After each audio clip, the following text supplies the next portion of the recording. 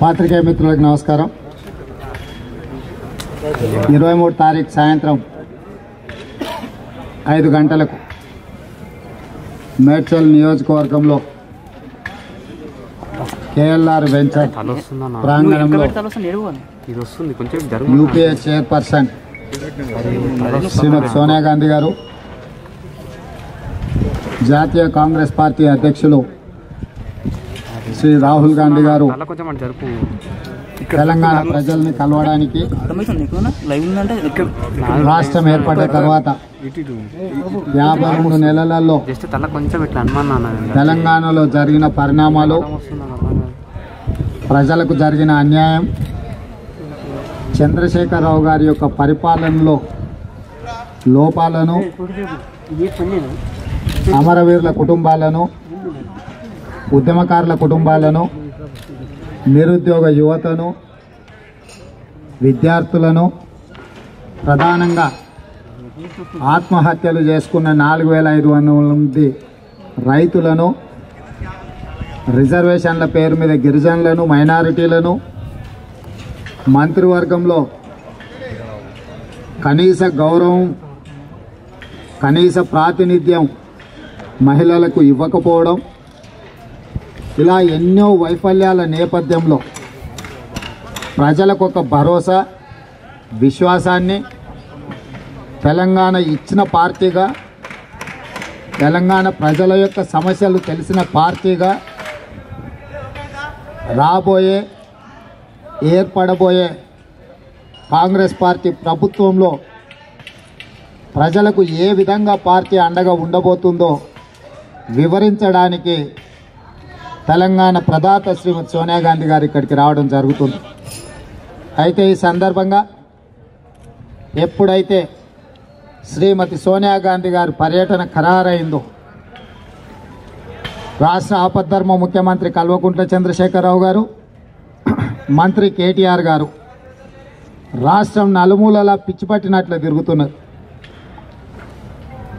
ఈ పర్యటనలో ఎక్కడ కూడా గత 52 నెలలల్లో ముఖ్యమంత్రిగా ఆయన ప్రజలకు చేసిన మేలు కానీ, రాష్ట్రంలో జరిగిన అభివృద్ధి గురించి కానీ వారు ప్రస్తావించడం లేదు. ఎందుకు అంటే ఉద్యమ సందర్భంగా చెప్పిన మాటలు కానీ, ఎన్నికల సందర్భంగా ఇచ్చిన హామీలను కానీ అమలు చేయలేదు. కాబట్టి చంద్రశేఖరరావు గారికి మాట్లాడడానికి ఏమీ మిగలక ప్రజాకూటమిలో ఉన్న భాగస్వాములను, పక్క రాష్ట్రానికి సంబంధించిన ప్రజాప్రతినిధులను దూషించుకుంటూ ఇరు ప్రాంతాల మధ్య ప్రజల మధ్య ఉండే సత్సంబంధాలను చెడగొట్టి, వైషమ్యాలను రెచ్చగొట్టి తిరిగి తన పదవిని కాపాడుకోవడానికే ముఖ్యమంత్రి గారు ప్రయత్నం చేస్తున్నారు. నిన్న చంద్రబాబు నాయుడు గారి ప్రస్తావన తీసుకొచ్చి నేను పొలిమేర్లు దాటి వరకు తరిమితే కాంగ్రెస్ పార్టీ నాయకులు భుజాల మీద మోసుకొని మళ్ళీ తీసుకొస్తున్నారు అని మాట్లాడుతున్నాడు. అదేవిధంగా ఈరోజు ఆదిలాబాద్ జిల్లాలో మాట్లాడుతూ నేను ఓడిపోతే నాకు వచ్చే నష్టమేం లేదు, నేను ఫామ్ హౌస్లో పోయి పండుకుంటా, జరిగే నష్టం మీకే అని చెప్పి ప్రజల యొక్క భావోద్వేగాలను రెచ్చగొట్టి తన నిరాశ నిస్పృహలను పరోక్షంగా ముఖ్యమంత్రి గారు వ్యక్తపరుస్తున్నారు.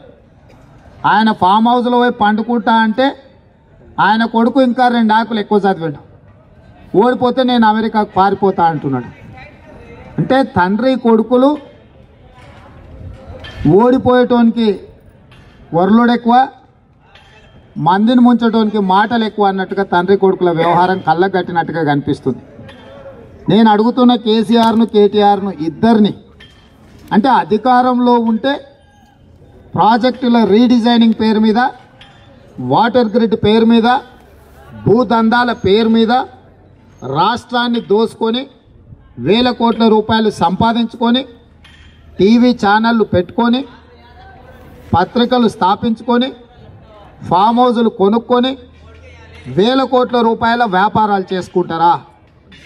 ఒకవేళ ఓడిపోతే ప్రతిపక్షంలో ఉండి ప్రజల పక్షాన అధికారంలో ఉన్న పార్టీ తీసుకుంటున్న నిర్ణయాలలో విశ్లేషించి సహేతుకమైన నిర్ణయాలు కానప్పుడు సలహాలు సూచనలు ఇచ్చి అవసరం అనుకుంటే ప్రజల తరఫున నిలబడి ప్రతిపక్ష పార్టీగా మీ ధర్మాన్ని నెరవేర్చి తీసుకున్న నిర్ణయాలలో ఉన్న లోపాలను ఎత్తి చూపి నిరసనలు తెలిపి అవసరమైతే ధర్నాలు చేసి రాస్తా రోకోలు చేసి రాష్ట్ర బంధులు చేసైనా ప్రజలకు అండగా నిలబడి సంక్షేమాన్ని అభివృద్ధిని సమపాళ్లలో ముందుకు నడిపించాల్సిన బాధ్యతాయుతమైన రాజకీయ పార్టీ అధ్యక్షులుగా మంత్రులుగా మీరు కాడి కింద పడేసి పారిపోతామంటుంటేనే సోనియా గాంధీ గారి సభ యొక్క ప్రభావము ఏ రకంగా ఉందో సోనియా గాంధీ గారి పర్యటన టీఆర్ఎస్ పార్టీలో సృష్టిస్తున్న ప్రకంపనలను ఈరోజు తెలంగాణ సమాజం అంతా గమనిస్తుంది. ప్రధానంగా చంద్రశేఖరరావు గారు కేటీఆర్ ఇద్దరు మాట్లాడుతున్న మాటలను ప్రజలు నిశితంగా గమనించాల్సిన అవసరం ఉన్నది. కేవలం దోపిడీ కోసం మేము అధికారంలో ఉంటామంటుండ్రు తప్ప ఎక్కడ కూడా ప్రజలకు అండగా ఉంటామన్న మాటనే కనిపిస్తలేదు.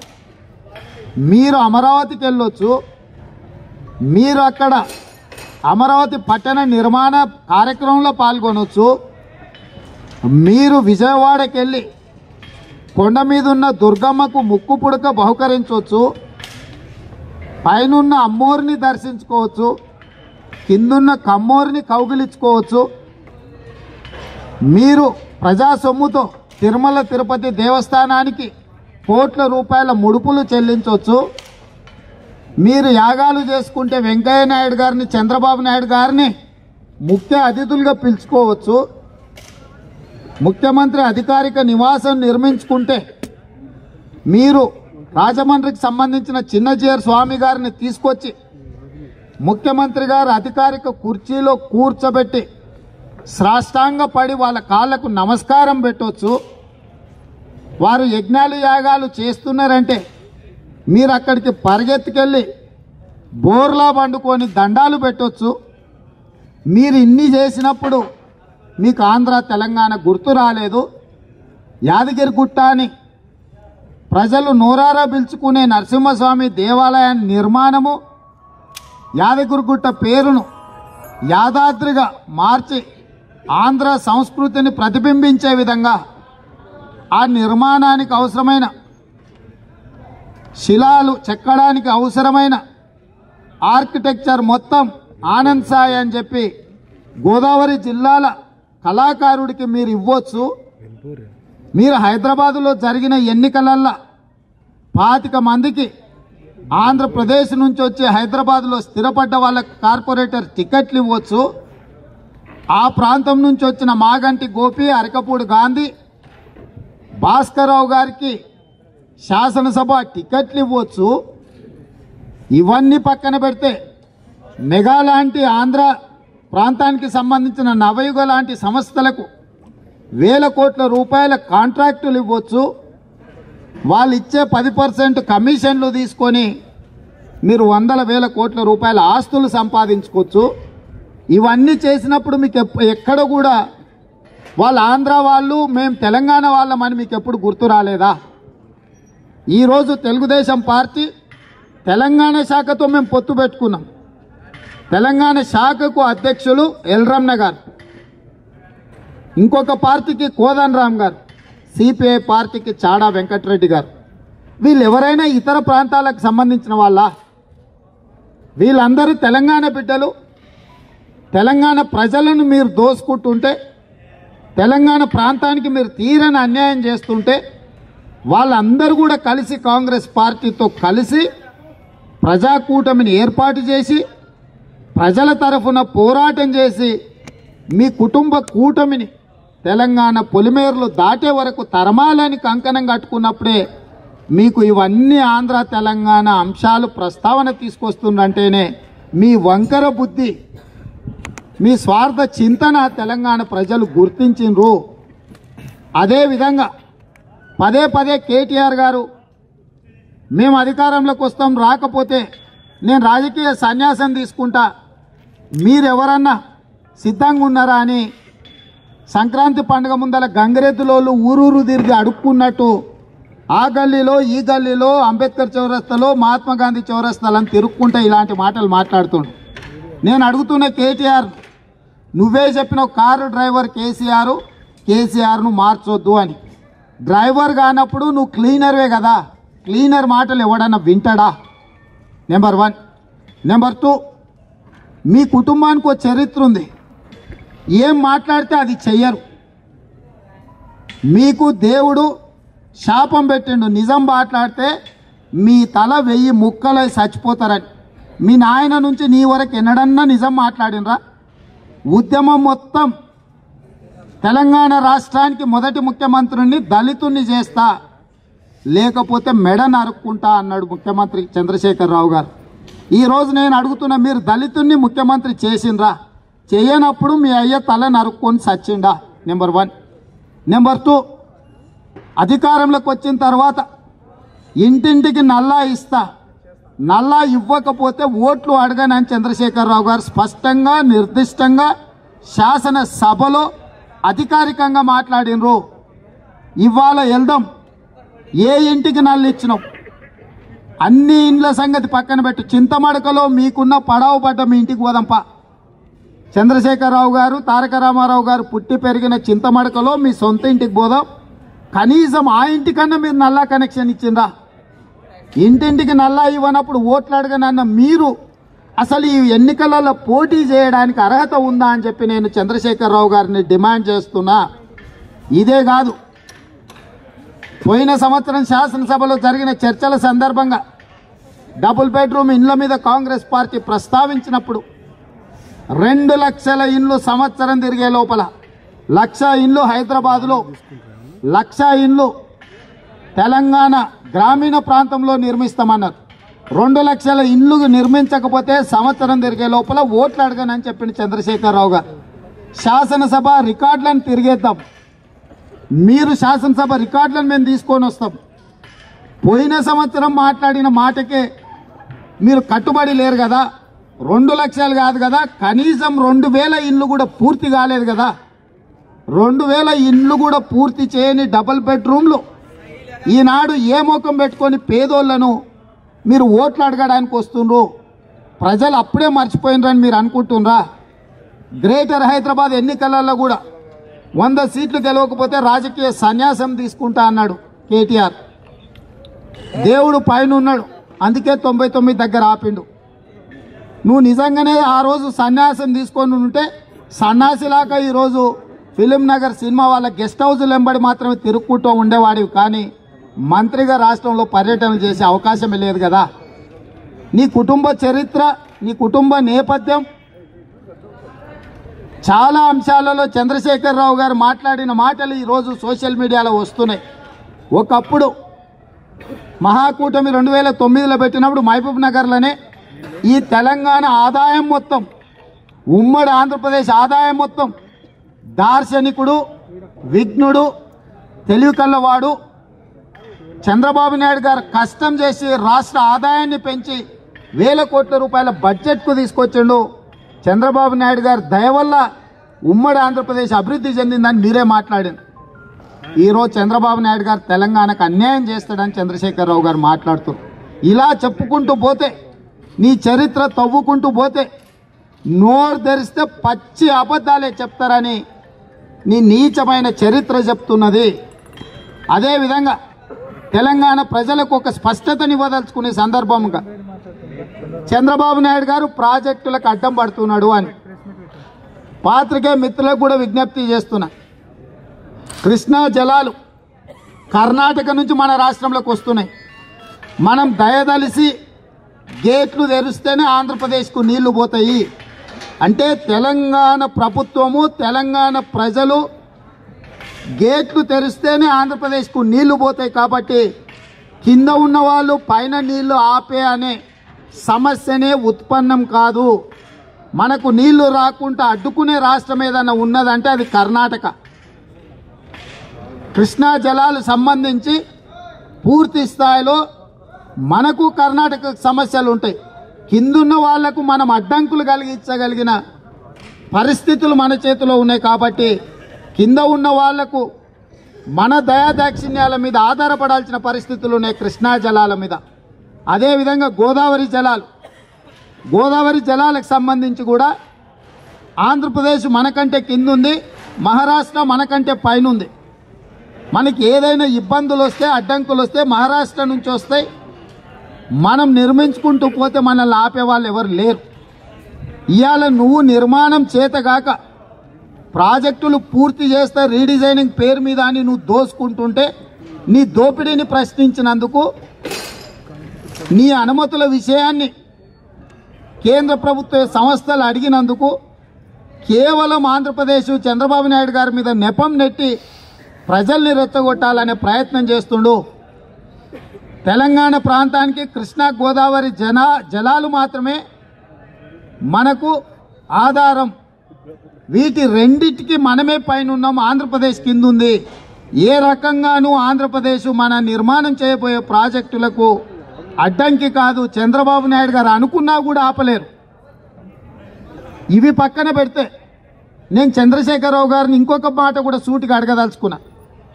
నువ్వు పేదోళ్ళకి డబుల్ బెడ్రూమ్ ఇండ్లు కడతా అంటే చంద్రబాబు నాయుడు అడ్డం పడ్డాడా? నువ్వు దళితులకు 3 ఎకరాలు ఇస్తా అంటే చంద్రబాబు నాయుడు గారు అడ్డం పడ్డారా? నువ్వు ఎన్నికలలో ఇచ్చిన హామీలను ఇంటికో ఉద్యోగాన్ని అమలు చేస్తా అంటే చంద్రబాబు నాయుడు గారు అడ్డం పడ్డాడా?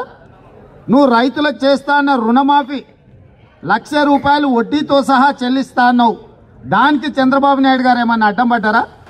నువ్వు ఇస్తా అన్న గిరిజనుల 12% రిజర్వేషన్కు చంద్రబాబు నాయుడు గారు ఏమన్నా అడ్డం పడ్డారా? మైనారిటీలకు ఇస్తా అన్న 12% రిజర్వేషన్కు చంద్రబాబు నాయుడు గారు ఏమన్నా అడ్డం పడ్డారా?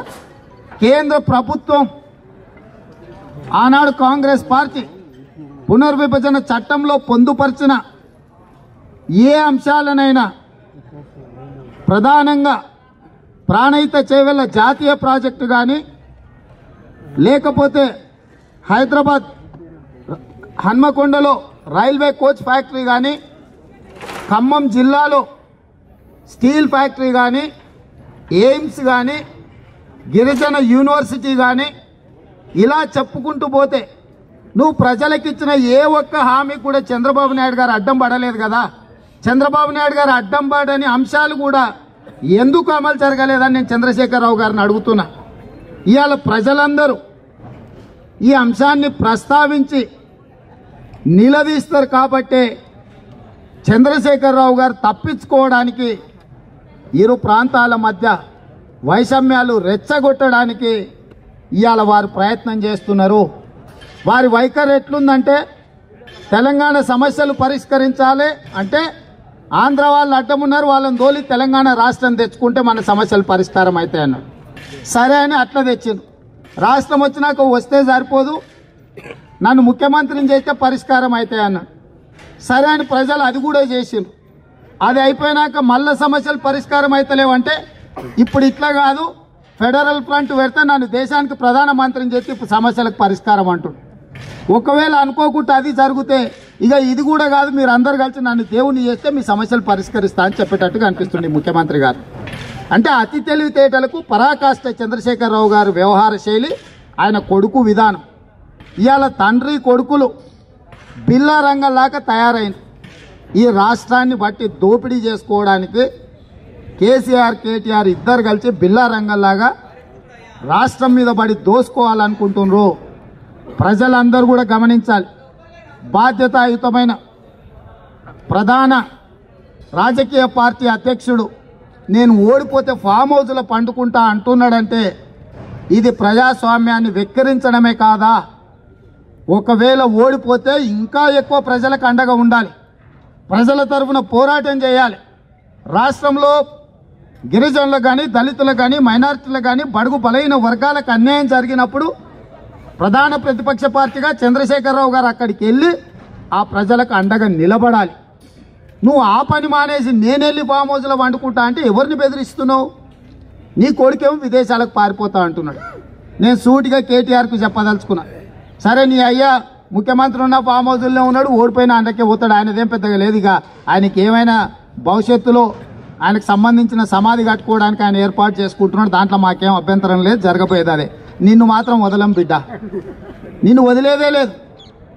వేల కోట్ల రూపాయలు టెండర్ల పేరు మీద దోసుకున్నదంతా కక్కిస్తాం. నువ్వు పారిపోతే ఈ వేల కోట్లు ఎక్కడికి? పేద ప్రజల ధనాన్ని అంతా నువ్వు దోసుకొని విదేశాలకు చెక్కేస్తా అంటే వదులుతామా? ఈ లోపల పారిపోకుండా ఉండడానికి పోలీస్ అధికారులకు, ఎయిర్పోర్ట్ అధికారులకు, ఎన్నికల నిర్వహణ అధికారులకు నేను విజ్ఞప్తి చేస్తున్నా. కేటీఆర్ గారి పాస్పోర్ట్ గుంజుకొని లోపల దాచిపెట్టాలి. ఎయిర్పోర్ట్లో రెడ్ అలర్ట్ ప్రకటించాలి. ఆర్థిక నేరగాడు కేటీఆర్. ఈ ఆర్థిక నేరగాడు పారిపోవడానికి, దారి ఎత్తుకోవడానికి, ఓడిపోతే పారిపోతా, నా సవాల్ స్వీకరించండి, నా సవాల్ స్వీకరించండి అంటున్నాడు. ఆయన ఇంకా ఇక కొడంగల్ కాడికి వస్తే ఆయన అంటే కొడంగల్ దత్తత తీసుకుంటాడంట. సిగ్గులేని మాటలు మాట్లాడుతున్నాడు. సిరిసిల్ల లాగా చేస్తాను అంటే ఎట్లనే నేరల దళితులను బట్టలు ఇప్పదీసి పిల్లల వాళ్ళగా కొట్టి సచ్చట సాగు దెబ్బలు కొట్టిరు కదా. కొడంగల్లో కూడా ఇసుక దందాలు చేసి దళితులను అందరినీ సాగు కొడతారా? సిరిసిల్ల లాగా చేస్తా అంటే ఏం చేస్తావు నువ్వు? సిరిసిల్లకు నీ ముఖానికి నాడని పోయినావా? చేనేత కార్మికులు 100 మంది ఉరేసుకొని సస్తుంటే నేను చూసి వచ్చినవా? సిరిసిల్ల చేనేత కార్మికులకు చేనేత వస్త్రాలు బతుకమ్మ పండుగకు పంచుతా అని వాళ్ళ పేరు మీద ముసుగు పెట్టి గుజరాత్లో సూరత్లో సిల్క్ స్మిత చీరలు తెచ్చి పంచిపెట్టిన వాళ్ళ మీద 150 కోట్ల దోపిడీకి పాల్పడ్డావు. అంటే రేపు కొడంగల్ పేదరికం మీద కూడా నువ్వు దోసుకొని తింటావా? ఇక ఆయన అంటే కొడంగల్ ప్రజలకు కృష్ణా జలాలు తెచ్చి కాళ్ళు కడుగుతాడంట. ఇక ఎంత బుద్ధి లేని మాటలు మాట్లాడుతుండు కేటీఆర్ అంటే ఇక అర్థం పర్థం లేదు. ఇక ఆయన ఆడపోయి ఆవేదన వెళ్ళిపుచ్చుతున్నాడు. నన్ను తిట్టిండు, మా నాయనని తిట్టిండు, నా కొడుకును కూడా తిట్టిండు అని ఒకలేడుపులు ఏడుస్తున్నాడు. ఎవడైనా చదువుకున్నోడు, ఇంగిత జ్ఞానం ఉన్నోడు బడికెళ్లే పిల్లగాన్ని అధికారిక వాహనం ఇచ్చి సెక్రటేరియట్లో పోయి ముఖ్యమంత్రి కార్యాలయంలో గోటీలు ఆడుకోవడానికి ఎవడన్నా వదులుతాడా? బడికోయే పిల్లగాన్ని పరేడ్ గ్రౌండ్లో పార్టీ బహిరంగ సభ పెట్టుకుంటే వేదిక మీద పార్టీ కండువ కప్పి ముఖ్యమంత్రి పక్క కుర్చీలో కూర్చోబెడతాడా? ఎవడన్నా బడికోయే పిల్లగాన్ని భద్రాచలంలో రామ్లవారి ఉత్సవాలకు తలంబ్రాలు, పట్టు వస్త్రాలు బడి పిల్లగాంతో రాములవారికి ఇప్పిస్తాడా? అది ముఖ్యమంత్రి గారు చేయాల్సిన అధికారిక కార్యక్రమము. ఒకవేళ ముఖ్యమంత్రి గారు లేనప్పుడు ఉప ముఖ్యమంత్రి కానీ, దేవాదాయ శాఖ మంత్రి కానీ అధికారికంగా నిర్వహించాల్సిన కార్యక్రమాలు బడి పిల్లగాంతో నిర్వహించిందంటే మీరెంత బర్తెగించినరో కేటీఆర్ ఆలోచన చెయ్యాలి. నిన్న కూడా మళ్ళీ అదే మాట మాట్లాడాడు. సాంఘిక సంక్షేమ హాస్టళ్లలో ముఖ్యమంత్రి గారు మనవడు తిన్న సన్నబియ్యం పెడుతున్నామని. ఈ కొలబద్ద ఏందా అంటున్నా? ఎస్సీ ఎస్టీ బలహీన వర్గాల పిల్లలు సంక్షేమ హాస్టళ్లలో చదువుకున్న వాళ్ళను నువ్వు అవమానిస్తున్నావా? అంటే ముఖ్యమంత్రి మనవడైతే మునగాడా? ముఖ్యమంత్రి మనవడితో వాళ్ళకేంది?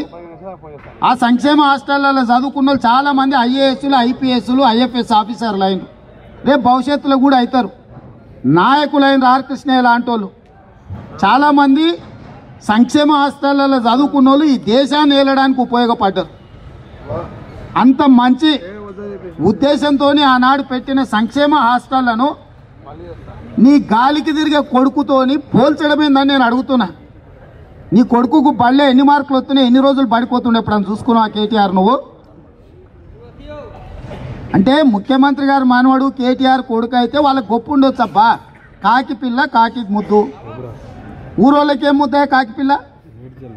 సేమ్ కేసీఆర్ మనవడు ఉంటే వాళ్ళకి ఇంట్లో వాళ్ళ ఇష్టం అబ్బా, నెత్తి మీద పెట్టుకొని. చేతనైతే కేసీఆర్ ఏడికి పోయినా కూడా వాళ్ళ మనమండి హిమాంశును భుజాల మీద మోసుకొని పొమ్మను, చేత కాకపోతే కట్టెలు కట్టుకొని తీసుకుపో. నాకేం చేసేది ఉంది? నువ్వు ప్రజా జీవితంలోకి వస్తే శ్రీశ్రీ గారు చెప్పినట్టు అడుగుతాం కడుగుతాం, బరాబర్గా అడుగుతాం కడుగుతాం. హరీష్కు పిల్లలు మేము ఎప్పుడైనా మాట్లాడినామా? నిజామాబాద్ ఎంపీ గారికి పిల్లలు మేము ఎప్పుడైనా మాట్లాడినామా? ఎవరైతే ప్రజా జీవితంలోకి వచ్చి బహిరంగ ప్రదర్శనలు చేస్తారో ఖచ్చితంగా జవాబుదారీతనంగా ఉండవలసిందే. బరాబర్ అడుగుతాం కడుగుతాము. కాబట్టి నిర్దిష్టంగా కాంగ్రెస్ పార్టీ రేపు ఏర్పడబోయే ప్రజాకూటమి ప్రభుత్వంలో కాంగ్రెస్ పార్టీ నాయకత్వం వహిస్తుంది, పెద్దన్న పాత్ర పోషిస్తుంది. తెలంగాణ అభివృద్ధి కోసం నికార్స్గా కాంగ్రెస్ పార్టీ పనిచేస్తుంది. ఎవ్వరు కూడా అపోహలు పెట్టుకోవాల్సిన అవసరం లేదు, ఎవరు అనుమానం వ్యక్తపరచాల్సిన అవసరం లేదు. కేసీఆర్ ఎలాంటోడంటే బ్యాంకు ముందల ఎవరైనా సొమ్ము తీసుకొని వస్తుంటే వాళ్ళ మీద ఇంకు కానీ ఇంకేదన్నా కానీ చల్లి దృష్టి మరల్చి ఆ డబ్బులు ఎత్తుకపోయే దొంగలు ఎట్లనో కేసీఆర్ కూడా గట్లాంటోడే. కేసీఆర్ ఓట్ల దొంగ. ఇవాళ దృష్టి మరల్చి ఆంధ్ర అనో చంద్రబాబు అనో మన దృష్టి మరల్చి ఓట్లు ఎత్తుకోవడానికి వచ్చిన దొంగ. ఈ దొంగ 52 నెలల తర్వాత బయటకు వచ్చిండు. 5 రోజులు కూడా సచివాలయానికి పోయలే. ఇట్లాంటి పగటి దొంగలను పగటి వేషగాళ్లను తెలంగాణ ప్రజలు నమ్మొద్దు. ఈ పగటి దొంగలు పగటి వేషగాళ్ల వల్లనే తెలంగాణ పూర్తిగా దివాలా తీసింది. ధనిక రాష్ట్రంగా ఉన్న తెలంగాణ కేసీఆర్ కుటుంబం 4 చేతిలో బందీ అయి దివాలా తీసింది. ఇవాళ ఈ తెలంగాణ రాష్ట్రం 2,20,000 కోట్ల రూపాయల అప్పులో కూరుకుపోయింది. ఆన్ అండ్ యావరేజ్ ప్రతి మనిషి నెత్తి మీద పుట్టబోయే బిడ్డ మీద కూడా ప్రతి తల మీద 60,000 రూపాయల అప్పును మోపిండు. ఇవాళ పప్పు బెల్లాలు పెట్టి లక్షల కోట్లు దోపిడీకి పాల్పడుతున్నాడు. ఈ పప్పు బెల్లాలతో ప్రజలు సంతోషంగా లేరు. ఏ ఆత్మగౌరవం కోసం, ఏ స్వయం పాలన కోసం, ఏ సామాజిక న్యాయం కోసం తెలంగాణ తెచ్చుకున్నామో అది కేవలం ప్రజాకూటమితోనే సాధ్యమవుతుంది. కేసీఆర్ కుటుంబ కూటమితోని ప్రజాస్వామ్యానికి ముప్పు కలుగుతుంది. కేసీఆర్ కుటుంబం నుంచి తెలంగాణకు విముక్తి కలిగిద్దాం. తెలంగాణ ప్రజల యొక్క ఆత్మగౌరవాన్ని ఇనుమడించే విధంగా తెలంగాణ ఇచ్చిన నాయకురాలుగా సోనియా గాంధీ గారిని మనందరం కలిసికట్టుగా స్వాగతం పలుకుదాం. తెలంగాణ ప్రజలు కృతజ్ఞతకు మారుపేరు. మన కృతజ్ఞతను సోనియా గాంధీ గారికి స్వాగతం పలికే ద్వారా నిరూపించుకుందాం. ఎందుకంటే ఎంతో విశ్వాసంతో అభిమానంతో మన త్యాగాలను గుర్తించి శ్రీమతి సోనియా గాంధీ గారు తెలంగాణ రాష్ట్రాన్ని ఏర్పాటు చేసిండ్రు. వారికి స్వాగతం పలకాల్సిందిగా మనం అందరం కృతజ్ఞత తెలుపుకుందామని చెప్పి తెలంగాణ సమాజానికి కాంగ్రెస్ పార్టీ విజ్ఞప్తి చేస్తుంది.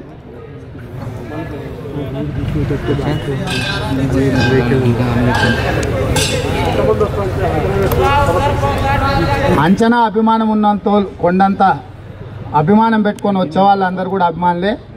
కేసీఆర్ లాగా కొంగర కళాన్లో 25 లక్షలు అని చెప్పినట్టుగా లెక్కలు చెప్పాం మేము. అభిమానంతో వచ్చేవాళ్ళు. అదేవిధంగా నలుమూలలో LED స్క్రీన్లు పెడుతున్నాం. చాలా నియోజకవర్గాలల్లో ఎక్కడికక్కడ శ్రీమతి సోనియా గాంధీ గారిని అభిమానించే వాళ్ళు నియోజకవర్గాల వారిగా సుదూర ప్రాంతం నుంచి, ఎందుకంటే ఇది సాయంత్రం సమావేశం కాబట్టి వెనక్కి వెళ్ళేటప్పుడు ప్రయాణ ఇబ్బందులు వస్తాయి కాబట్టి దూర ప్రాంతాలలో ఉన్న నియోజకవర్గాలలో LED స్క్రీన్లు ఏర్పాటు చేస్తున్నాం. ఎక్కడికక్కడ ప్రజలు సోనియా గాంధీ గారి సందేశాన్ని, వారు మనకిచ్చే నమ్మకం విశ్వాసాన్ని వినడానికి ఎక్కడికక్కడ శ్రేణులు సిద్ధమవుతున్నాయి. చాలా వరకు అన్ని నియోజకవర్గాలలో ఏర్పాట్లు చేస్తున్నాం. ఇక్కడ ఏర్పాట్లు కూడా మేడ్చల్ మాజీ ఎమ్మెల్యే ఇక్కడ అభ్యర్థి కిచ్చనగారి లక్ష్మారెడ్డి పర్యవేక్షణలో పూర్తి స్థాయిలో ఏర్పాట్లు జరుగుతున్నాయి. సభ 100% విజయవంతం అవుతుంది.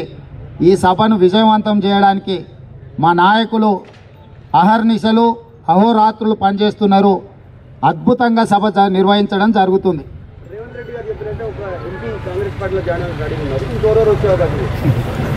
అంతర్గతంగా చర్చలు బహిరంగంగా చెప్పాం. తినబోతూ రుచులు ఎందుకు చూస్తారు కదా. ఆనాడు కేటీఆర్ అన్నాడు ఎవరు లేరు ఉత్తమాటలని. నేను చెప్పా కదా ఆపు నీ చేతనైతే అని. ఇప్పుడు కూడా చెప్తున్నా. కేసీఆర్ కేటీఆర్కి ఇద్దరికి చెప్తున్నా. ఎంపీలే కాదు ఎమ్మెల్సీలు కూడా వస్తారు. నీ చేతనైతే ఆపు చూద్దాం. ఎంతమంది అయినా చేరే కొద్దీ చెప్తా. కానీ ఎమ్మెల్సీలు ఎంపీలు టీఆర్ఎస్ పార్టీ ఇడవడానికి సిద్ధంగా ఉన్నారు. ఇక్కడనే మా సీట్లు ఖాళీలు ఉన్నాయా లేవా అని లెక్కలేసుకునే పరిస్థితి వచ్చింది. ఇక్కడ కుర్చీల ఖాళీలను బట్టి ఎవరిని లోపలికి తీసుకోవాలనేది పార్టీ అంతర్గతంగా చర్చిస్తుంది. నిర్ణయం తీసుకున్న తర్వాత మొట్టమొదట మీకే చెప్పడం జరుగుతుంది.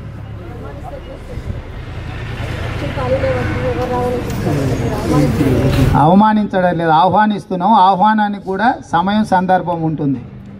అట్లా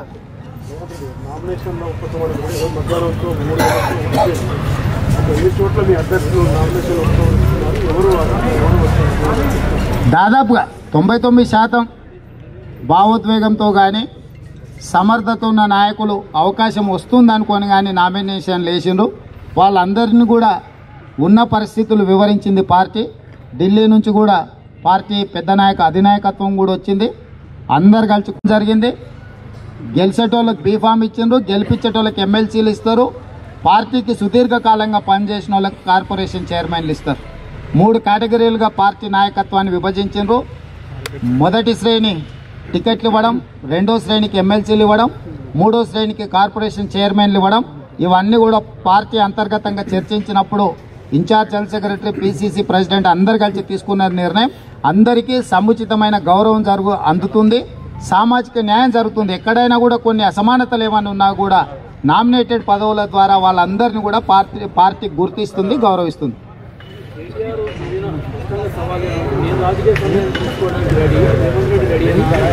నేనేమంటున్నా అంటే ఆయన యజమాని కాదు, పనోడు మొదటిది. రెండవది ఆయన పారిపోవడానికి దారి ఎత్తుక్కుంటుండు. ఒక పని చేద్దాం, నిజంగానే కేటీఆర్కి అంత ఉపలాటం ఉంటే ఎన్నికలు అయిన తర్వాత పార్లమెంట్ ఎన్నికలు వస్తాయి కదా, ఏదో ఒక పార్లమెంట్ నియోజకవర్గాన్ని ఎన్నుకుందాం ఇద్దరం. మీ నాయన పోటీ చేసిపోయింది కదా మహబూబ్నగర్లో, గతంలో గెలిచిండు కదా. మహబూబ్నగర్ పార్లమెంట్కు రా, నువ్వు ఎన్నికలలో ఇద్దరం పోటీ చేద్దాం. ఎవరు ఓడిపోతే వాళ్ళు రాజకీయ సన్యాసం తీసుకోవాలి. సూటిగా సవాళ్ళు విసురుతున్న కేటీఆర్, నువ్వు నీ అయ్యా తెలంగాణను అభివృద్ధి చేసి ఉంటే మహబూబ్నగర్ జిల్లా గతంలో నీ తండ్రి ప్రాతినిధ్యం వహించింది కదా, మహబూబ్నగర్ పార్లమెంట్కు రా, ఇద్దరం ఒకరి మీద ఒకరం పోటీ చేసుకుందాం. ఓడిపోయినోడు ఇంటికి పోవాలి శాశ్వతంగా. పారిపోతే ఒప్పుకోను. కేటీఆర్ ఎంతసేపు ఉన్నా నేను అమెరికాకు పారిపోతా అంటున్నాను. ఎందుకంటే ఇక్కడ తిన్నదంతా కక్కాలి, జైలు శిక్ష అనుభవించాలి. 2 ఉన్నాయి, నీ కోసం ఎదురు చూస్తున్నాయి. ఎట్లా పోతావు, ఎట్లా పోనిస్తావు? అది ఏం కుదరదు. శాశ్వత రాజకీయ సన్యాసానికి రేపు పార్లమెంట్ ఎన్నికలలో మన ఇద్దరం ఒకరి మీద ఒకరు పోటీ పడదాం. నీ చిత్తశుద్ధి ఏందో, నువ్వు ప్రజలకు చేసిన సేవ ఏందో, ప్రజల తరఫున నేను చేసిన పోరాటం ఏందో ప్రజలు నిర్ణయిస్తారు. నీ చేతనైతారా అప్పుడు తెలుసుకుందాం.